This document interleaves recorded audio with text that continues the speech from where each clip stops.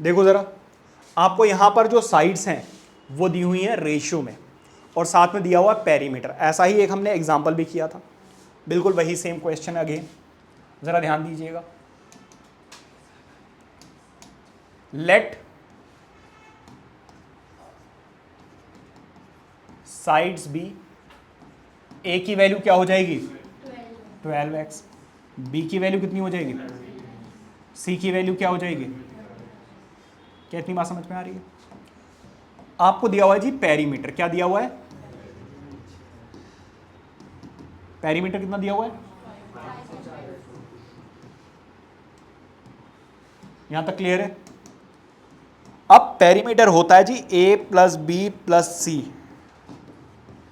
ठीक है। a की वैल्यू कितनी है, b की वैल्यू कितनी है,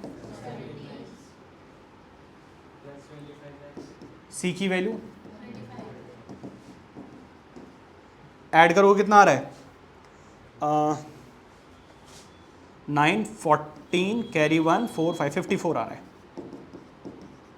ये मल्टीप्लाई हो रहा है, उधर जाकर क्या हो जाएगा डिवाइड, तो क्या आ जाएगा 10 आ जाएगा, मतलब 10 आ रहा है, सॉरी सेंटीमीटर नहीं आएगा 10। अब जरा ध्यान दीजिएगा, a की वैल्यू क्या है, a की वैल्यू है 12 इंटू एक्स, और x की वैल्यू कितनी है 10, तो ये 120 सेंटीमीटर आ गया। b की वैल्यू कितनी है 17 इंटू एक्स, एक्स की वैल्यू कितनी है 10 170, और c की वैल्यू कितनी है 25 इंटू एक्स, और x की वैल्यू कितनी है 10, तो 250 सेंटीमीटर। अब हमें ज़रूरत पड़ने वाली है सेमी पेरीमीटर की, सेमी पेरीमीटर। सेमी पेरीमीटर कैसे निकलता भाई, जो भी आपको पेरीमीटर दिया हुआ है उसका आधा कर दीजिए, कितना आ जाएगा। यहां तक सब कुछ क्लियर है? अब आप क्या कीजिए, s minus A, S minus B और s माइनस सी अलग से सॉल्व कर लीजिए। s की वैल्यू 270 माइनस a की वैल्यू कितनी है 120, आंसर कितना आएगा 150।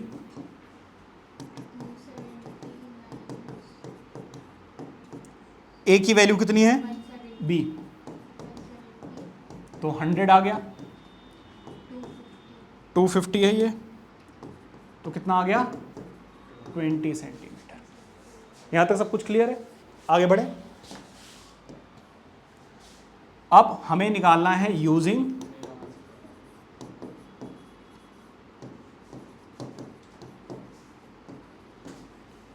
Heron's formula. हीरोन्स फॉर्मूला क्या होता है, एरिया ऑफ ट्राइंगल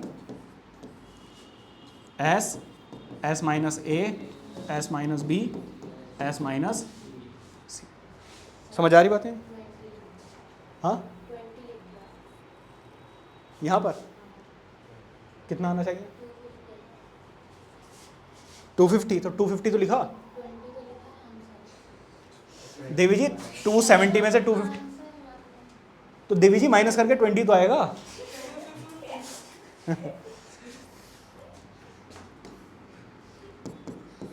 माइनस करके तो 20 आएगा। एस की वैल्यू कितनी है, इसने बोला अभी देखो सर को बताती हूँ मैं गलत सलत कराए जा रहे हैं। एस, इसने थोड़ा सा रोला जमाती हूँ मैं पूरी क्लास।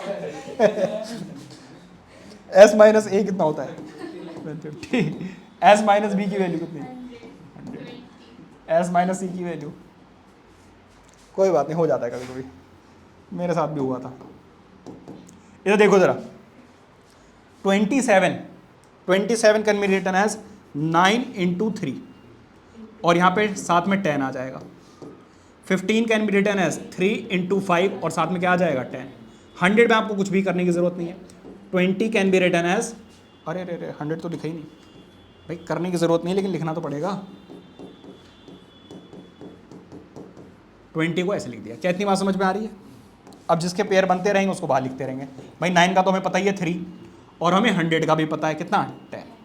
देखो 3 का पेयर बन गया 3 बाहर आ गया, 10 का पेयर बन गया 10 बाहर आ गया, 5 नहीं बन रहा है ना, कोई बात नहीं। तो इसको हम क्या 10 को भी 2 इंटू 5 लिख सकते हैं, तो देखो 5 का पेयर बन गया और साथ में 2 का भी पेयर बन गया। समझ आ रही बात या नहीं? तो सारी की सारी वैल्यूज जो है वो बाहर आ गई। अब थोड़ा हमें रुक जाओ, फिर से पेयर बन गया। अब तो रूट के बाहर आ गए, अब क्या बाहर ही निकालते रहोगे बार बार? एक बार निकालने भाई।